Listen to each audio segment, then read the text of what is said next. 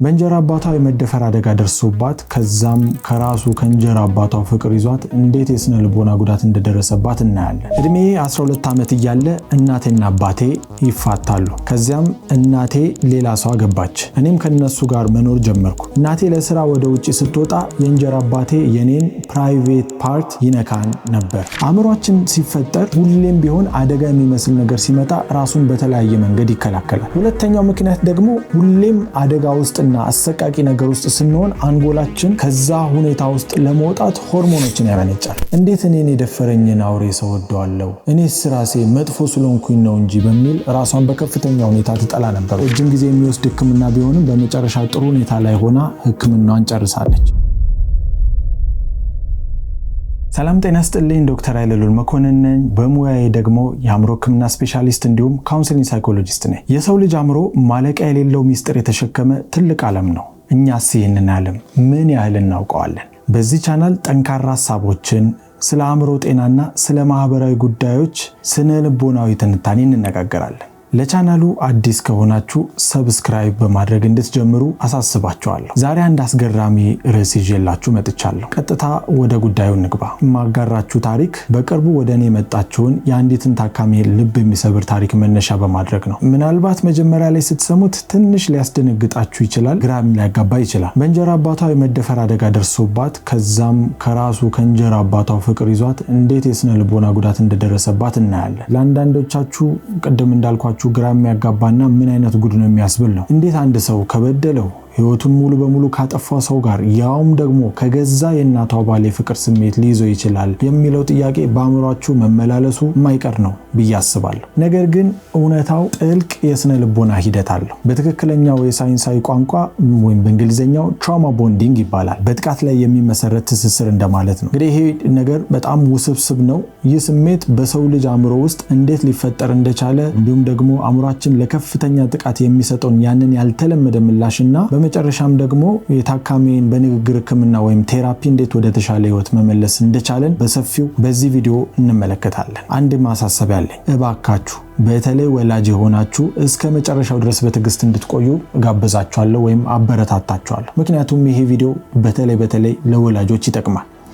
ይህን አስገራሚ ስነ ልቦና ሚስጥር ለመረዳት መጀመሪያ ታካሚ ለህክምና ስትመጣ የጻፈችውን የውስጧን ስቃይ የገለጸችበትን አጭር ማስታወሻ ላንብብላችሁ። እንደዚህ ይላል ታሪኩ። እድሜ 12 ዓመት እያለ እናቴና አባቴ ይፋታሉ። ከዚያም እናቴ ሌላ ሰው አገባች። እኔም ከነሱ ጋር መኖር ጀመርኩ። እናቴ ለስራ ወደ ውጪ ስትወጣ የእንጀራ አባቴ የኔን ፕራይቬት ፓርት ይነካን ነበር። አንድ ቀንም እናቴ በሌለችበት ደፈረኝ። በጣም ከባድና ግራ የሚያጋባ ስሜት ነበር።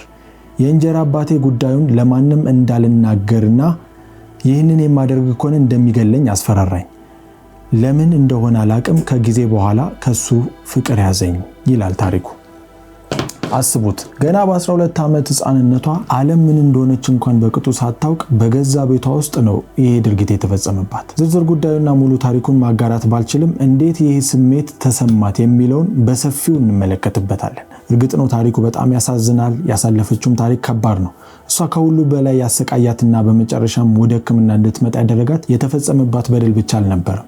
ከበደሏ በኋላ አእምሯ ያመነጨው ያ ፍቅር የመሰለ ስሜት ለምን እንደሆነ ግን አላቅም ስትል የውስጧን ግራ መጋባት፣ አንዳንዴም ደግሞ የጥፋተኝነት ስሜትና ራሷን መውቀሷን የምታሳይበት መንገድ ነው ብዬ አስባለሁ። እሺ፣ አሁን ወደ ዋናው ሳይንሳዊ ማብራሪያ እንሄድ። ይህ የልጅነት አእምሮ ለምን ይህንን ስሜት አፈለቀ?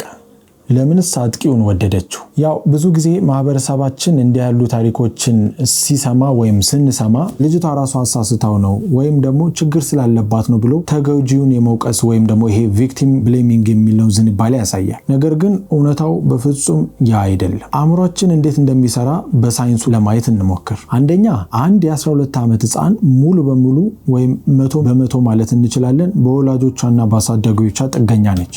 ምግብ በሉት እንዲሁም ደህንነት የምታገኘው ከነሱ ነው። ያ ጥቃት የሚያደርስበት የእንጀራ አባት በሌላ በኩል ደግሞ የቤቱ አስተዳዳሪ ነው። እንደገና ደግሞ እሷንም የሚመግባት እናቷ የወደደችውም ሰው ነው። አእምሯችን ሲፈጠር ሁሌም ቢሆን አደጋ የሚመስል ነገር ሲመጣ ራሱን በተለያየ መንገድ ይከላከላል። አንደኛ፣ ህፃኗ ያንን ጥቃት መቋቋም ሲያቅታት አእምሯ ያንን ጥቃት ካደረሰው ሰው ጋር መጣላትና መሸሽ ወይም ፋይት ኦር ፍላይት እንደማትችል ይረዳል።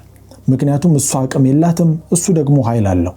የአቅም አለመመጣጠን ወይም ደግሞ የኃይል አለመመጣጠን እንመለከታለን። ስለዚህ አእምሮዋ ምን ያደርጋል? በደህንነት ክልል ውስጥ ለመቆየት ሲል የመከላከያ ዘዴዎችን ይቀይሳል።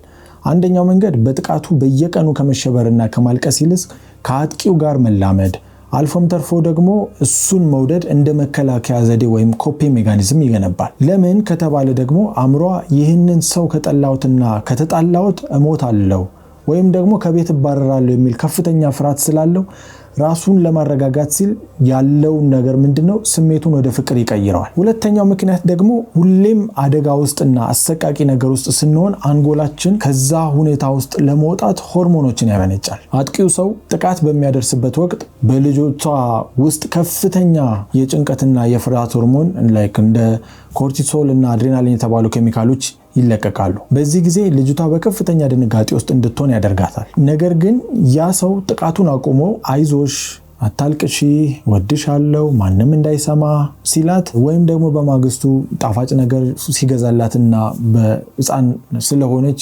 ሲደልላት በአእምሯ ውስጥ ድንጋጤና የእረፍት ስሜት ይፈጠራል።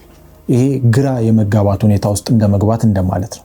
በዚህ እፎይታ በሚሰማበት ቅጽበት አእምሯ ኦክሲቶሲን የተባለ ወይም በተለምዶ የትስስር ሆርሞንና ዶፓሚን ወይም የደስታ ሆርሞን የሚባሉትን ያመነጫል። ይህ የሆርሞን መፈራረቅ በጥቂቱም ቢሆን ልክ እንደ ሱስ ወይም አዲክሽን ማለት እንችላለን። ስለዚህ በተደጋጋሚ እንደዚህ አይነት ሁኔታ ውስጥ ልትገባ ትችላለች ማለት ነው። ለዛም ሊሆን ይችላል የመጀመሪያው አንደኛው ምክንያት ይሄ ስሜት እንዲሰማት ያደረገው። ልጅቷ ጥቃቱን ሳይሆን በጥቃቱ መሃልና በኋላ የሚመጣውን ያንን የሰላምና የትኩረት ቅጽበት መናፈቅ ትጀምራለች ማለት ነው። አእምሮ ይህንን ሆርሞን መለዋወጥ ነው እንግዲህ እንደ ፍቅር ተርጉሞ ያቀረበላት።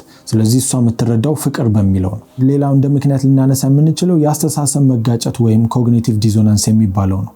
ልጅቷ በአንድ በኩል የሚጎዳትን አውሬ፣ በሌላ በኩል ደግሞ አብሯት የሚኖረውን የእንጀራ አባቷን በአንድ ጊዜ መጥላት አትችልም። ይህንን ሁለት የተቃረነ ስሜት በአንድ ላይ መሸከም ስለማይችል የልጅ አእምሮ ምን ያደርጋል ማለት ነው? ከባድ ውጥረቱን ለማስወገድ ሲል እሱ ጥሩ ሰው ነው፣ እኔን ስለሚወደኝ ነው ይህንን የሚያደርገው፣ እኔም ወደዋለሁ የሚል የተሳሳተ እምነትና እሳቤ በውስጧ እንዲፈጠር ያደርጋል። ይሄ ግራ የሚያጋባ ነገር ነው። ያው በጥልቀት ስንመለከተው ልጅቷ የወደደችው የእንጀራ አባቷን ሳይሆን አእምሯ በገዛ አስፈሪ ሰዓት ራሱን ለመጠበቅ የፈጠረለትን የሐሰት ስሜታዊ ሰንሰለትን ነው። በዚህ ስሜት ለብዙ ዓመት ስትኖር ቆይታለች። ይቺ ልጅ አድጋ ወደ ሕክምና ስትመጣ ያ ልጅነት ስብራት ውስጧ እያደማው እንደነበርና የጥፋተኝነት ስሜቷ ከፍተኛ እንደሆነ ነግራኛለች። እንዴት እኔን የደፈረኝን አውሬ ሰው ወደዋለሁ? እኔስ ራሴ መጥፎ ስለሆንኩኝ ነው እንጂ በሚል ራሷን በከፍተኛ ሁኔታ ትጠላ ነበር ወደ ሕክምና ስትመጣ። ያው በሕክምናው ራሷን ወደ ጤናማ ህይወት ለመመለስና የዓመታት የስነ ልቦና ቁስል ለመፈወስ የተጠቀምንባቸው ዋና መንገዶችን ላካፍላችሁ። ምክንያቱም ይሄ በእንደዚህ አይነት ሁኔታ እያለፋችሁ ላላችሁ ሰዎች እንደ መፍትሄም ስለሚጠቅም ማለት ነው። የመጀመሪያው ስራችን የነበረው የጥፋተኝነት ስሜቷን ማንሳት ነበር። መጀመሪያ ያደረግነው ምንድነው? ያደረገችው ወይም የተሰማት ነገር የእሷ ጥፋት እንዳልሆነ አእምሯ ራሱን ለማዳን የተጠቀመበት ተፈጥሯዊ ስልት መሆኑን በሳይንስ አስረዳናት። ይህንን ስትረዳ ለእሷ ቀላል ነገር አልነበረም። ከዚህ ጊዜ በኋላ እየለቀቃትና ወቀሳው እየጠፋ እንደነበረ አስተውላለች። ቀጥሎ ያደረግነው የነበረው የተሳሳተና የተዛባ አስተሳሰብን ማስተካከል ነበር፣ ወይም ደግሞ ኮግኒቲቭ ሪስትራክቸሪንግ የምንለው። በእንጀራ አባቷ የተፈጸመው በደል ፍቅር ከሚለው የአእምሮ የተነሳ ትርጉም በመፍታት ወደ ትክክለኛ እውነታ ማለትም ይህ በደል ነው፣ ጥቃት ነው፣ ብዝበዛ ነው ወደሚለው እውነታ እንድትመጣ አደረገ። ሌላውና ወሳኙ ሕክምና አንድ ሰው ትልቅ አደጋ ወይም የስነ ልቦና ስብራት ውስጥ ወይም ትራውማ ሲያጋጥመው እንደ ሌሎች ትውስታዎች በቀላሉ አእምሮ ውስጥ አይቀመጥም። ልክ እንደ ትኩስ ፍም ሁል ጊዜም ቢሆን አእምሯችን ጫፍ ላይ ይቆያል። በዚህ የተነሳ ተጎጂው ሰው ከተፈጠረው አደጋ ዓመታት በኋላ እንኳን ያንን አደጋ የሚያስታውስ ድምጽ በሉት፣ ሽታ በሉት ወይም ትንሽ ነገር ሲያይ የአእምሮ የመከላከል ክፍል ወይም በእንግሊዝኛው አሚግዳላ የምንለው የአንጎል ክፍል አሁን አደጋ ውስጥ እንዳለ አድርጎ ያስባል። በዚህ ጊዜ ታዲያ ምናልባት ልብ መምታት፣ መጨነቅ፣ መረበሽና እንደ አዲስ ያንን የአደጋ ትውስታ እንዲፈጠር ያደርጋል ማለት ነው። የታካሚም አእምሮ ውስጥ አባቷ ያደረገው ልክ አሁንም እየሆነ እንዳለና ያንን ሁኔታ የሚያስታውሳት የትኛውም ነገር በጣም እንደሚረብሻት ነበር። ዋናው ሕክምናውም ይሄን ሚሞሪ ወደ ትውስታ ፕሮሰስ ማድረግና ያንን አስፈሪ ትዝታ አእምሮውን በአግባቡ እንዲያከማቸውና ስሜታዊ ህመሙ እንዲቀንስ ማድረግ ነበር። ስለዚህ አሁን ትዝታ ሆኖ ይቆያል፣ ነገር ግን ሲነሳ እንደ በፊቱ አይረብሻትም ማለት ነው። ይሄ ፕሮሰስ ይደረጋል፣ ሚሞሪዋም በትክክል እንዲስተካከል ይደረጋል። በመጨረሻም ራሷን እንድትወድ፣ ለራሷ ክብር እንድትሰጥ፣ አንዳንዴም ደግሞ ወደፊት በሚኖራት ግንኙነት ጤናማ መስመር እንዴት ማበጀት እንዳለባት አብረን ሰራን። ይህንን ስላችሁ ረጅም ጊዜ የሚወስድ ህክምና ቢሆንም በመጨረሻ ጥሩ ሁኔታ ላይ ሆና ህክምናዋን ጨርሳለች። እንግዲህ እዚህ ጋር ልናስተውለው የሚገባ ትልቅ መልእክት አለ። ይህንን ቪዲዮ የምታዩ ወላጆች፣ በተለይም ደግሞ እናቶች እባካችሁ ልጆቻችሁን በቅርብ ተከታተሉ። የእንጀራ አባት ነው፣ ዘመድ ነው፣ ወንድም ነው ብላችሁ ልጆቻችሁን ሙሉ በሙሉ ጥላችሁ አትሂዱ። ያ ማለት ሁሌም ፈሪ ሁኑ ማለት አይደለም። ግን ደግሞ ህፃናት ጥቃት ሲደርስባቸው በፍርሃት በድንጋጤ ወይም አንዳንድ ጊዜ ደግሞ አእምሯቸው በሚፈጥረው መደናገር ምክንያት ወዲያውኑ ላይነግሯችሁ ይችላሉ። ስለዚህ የልጆቻችሁን የባህሪ ለውጥ ለምሳሌ ከሰው መገለል፣ መፍራት ወይም ደግሞ በየትኛውም አይነት የባህሪ ለውጥ በትኩረት ለመመልከት መሞከር ያስፈልጋል። ያም ኃላፊነት አለብን። ሌላው በልጅነታችሁ ወይም አሁንም ቢሆን በተመሳሳይ ጥቃት ላይ የተመሰረተ ትስስር ወይም ትራውማ ቦንዲንግ ውስጥ ላላችሁና ለምን ከሚያስጨንቀኝና ከሚደበድበኝ ሰው መውጣት አቃተኝ፣ ለምንስ ወደዋለሁ ብላችሁ ራሳችሁን በየቀኑ የምትወቅሱ ሰዎች ካላችሁ ዛሬ የምነግራችሁ አንድ እውነት አለ። ጥፋቱ የእናንተ አይደለም። ይህ የእናንተ መጥፎ መሆን ሳይሆን አእምሯችሁ የተያዘበት የስነ ልቦና ወጥመድ ነው። እናም ይህንን አእምሯችሁን የታሰረበትን ሰንሰለት መበጠስ ይቻላል። ቀላል አይደለም፣ ግን ደግሞ ይቻላል።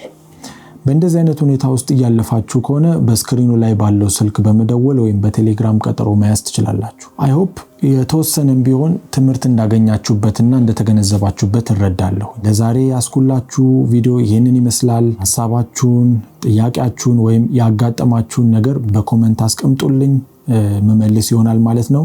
በሚቀጥለው ጊዜ ደግሞ በተለየ ርዕሰ ጉዳይ ትምህርቶችን ይዤላችሁ ቀርባለሁኝ። ስለተከታተላችሁኝ አመሰግናለሁ። መልካም ጊዜ ይሁንላችሁ። ሰላም ሁኑ።